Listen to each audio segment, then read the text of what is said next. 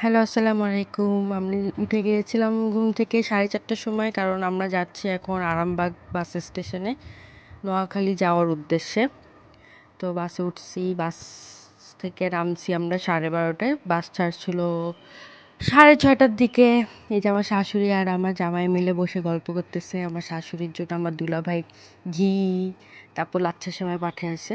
আমরা আসবোর জন্য আমাদের জন্য কত কিছু রান্না করছে, অনেক মজার মজার খাবার সব।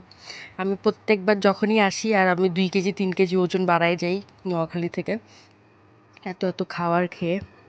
আর আমার হাজব্যান্ড হচ্ছে এখানে আমাদের ছাগল কিনছে, ওটা দেখাচ্ছিল। আর আপু ইফতার করতেছিল, কারণ আপু রোজা ছিল। আর এখানে আমার জামাই আর আমার কিছু দুষ্টামি। আমরা বাইরে গেছিলাম সন্ধ্যার পরে একটু ভাগনাকে নিয়ে, ওকে একটু হালকা পাতলা শপিং করায় দিতে। তারপর গেলাম ইজিতে, ওখানে গিয়ে ওর জন্য একটা শার্ট কিনছি। শার্ট কিনে তারপর ওকে নিয়ে গিয়েছিলাম একটু খাওয়া দাওয়া করতে। খাওয়া দাওয়া করার ভিডিওটা আর দিতে পারিনি, কারণ আমি সবসময় ভিডিও করতে ভুলে যাই।